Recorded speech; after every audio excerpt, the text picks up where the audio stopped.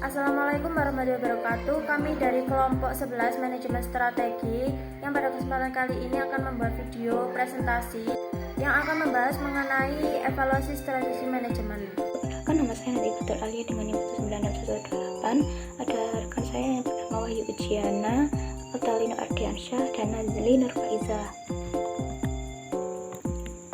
Pengertian evaluasi strategi adalah menurut David menjelaskan bahwa proses manajemen strategi terdiri dari 3 tahapan, yaitu memformulasikan strategi, mengimplementasikan strategi, dan mengevaluasi strategi.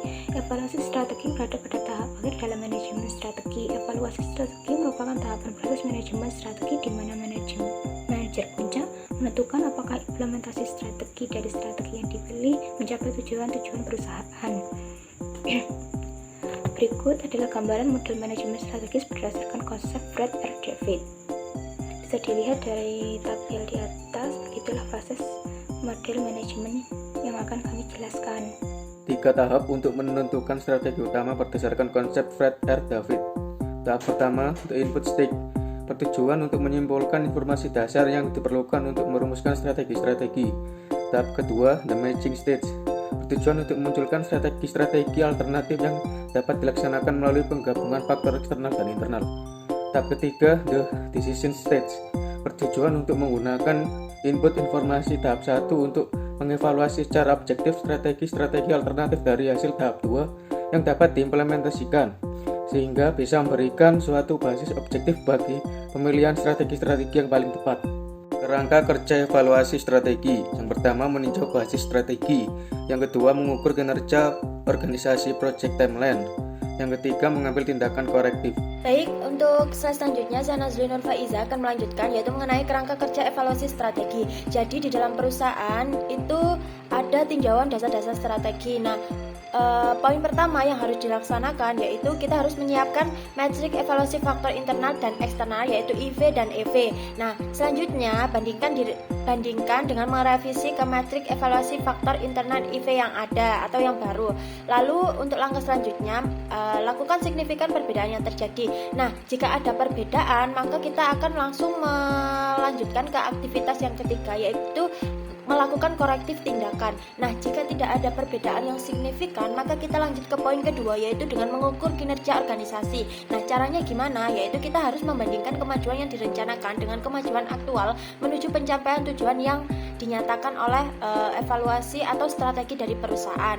Nah, jika poin 2 sudah dilaksanakan, maka kita lanjut ke poin selanjutnya, yaitu kita membandingkan lagi apakah evaluasi yang dilakukan sudah signifikan atau sudah ada perbedaan atau belum. Nah, jika tidak, maka kita harus tetap lanjut, yaitu langkah ketiga, melakukan korektif tindakan. Nah, jika sudah ada perubahan, maka kita tetap akan melakukan aktivitas ketiga, yaitu tetap melakukan korektif tindakan. Jadi ada ataupun tidak ada perubahan, kita harus tetap melakukan evaluasi strategi. Selanjutnya yaitu the balance scorecard. Nah, jadi balance scorecard ini adalah alat evaluasi strategi yang penting. Ini adalah proses memungkinkan perusahaan untuk mengevaluasi strategi dari 4 perspektif, yaitu kinerja keuangan, pengetahuan pelanggan, proses bisnis internal, dan pembelajaran serta pertumbuhan. Nah, jadi analisis balance scorecard ini mengharuskan perusahaan mencari jawaban atas pertanyaan-pertanyaan berikut dan memanfaatkan informasi itu dalam hubungannya dengan ukuran keuangan untuk mengevaluasi strategi yang diterapkan secara memadai dan lebih efektif. Baik, bisa dilihat ini adalah contoh balance scorecard. Di dalamnya memeriksa tentang 6 isu. Adapun manfaat balance scorecard bagi organisasi dan perusahaan ialah: 1. Mengklarifikasi dan mengkomunikasikan strategi keseluruhan organisasi. 2. Menyelaraskan sasaran departemen dan individu dengan strategi organisasi. 3. Mengkaitkan sasaran strategis dengan target jangka panjang dan anggaran tahunan. 4. Mengidentifikasi dan menyelaraskan inisiatif strategi.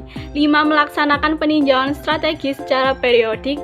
6. Mendapatkan umpan balik yang dibutuhkan untuk memperbaiki strategi. Pada contoh balance scorecard dapat diperhatikan bahwa perusahaan memeriksa 6 isu utama dalam mengevaluasi strateginya. 1. Pelanggan, 2. Manajer atau karyawan, 3. Operasi atau proses, 4. Tanggung jawab komunitas atau sosial, 5. Etika bisnis atau lingkungan alam, dan 6. Keuangan. Bentuk dasar dari balance scorecard mungkin berbeda untuk organisasi yang berbeda. Pendekatan balance scorecard untuk evaluasi strategi bertujuan untuk menyeimbangkan kepentingan jangka panjang dengan jangka pendek, untuk menyeimbangkan masalah keuangan dengan non-keuangan, dan untuk menyeimbangkan masalah internal dengan eksternal. Ini bisa menjadi alat manajemen yang sangat baik dan digunakan dengan sukses saat ini oleh Chemical Bank, Exxon Automobile Corporation, Cigna Property and Casualty Insurance, dan banyak perusahaan lainnya. Balance scorecard akan dibangun secara berbeda, yaitu disesuaikan untuk perusahaan tertentu di berbagai industri dengan tema atau dorongan yang sama, yaitu mengevaluasi strategi perusahaan berdasarkan ukuran kunci kuantitatif dan kualitatif. Sekian video presentasi dari kelompok kami, kurang lebihnya kami mohon maaf, semoga bermanfaat. Terima kasih. Wassalamualaikum warahmatullahi wabarakatuh.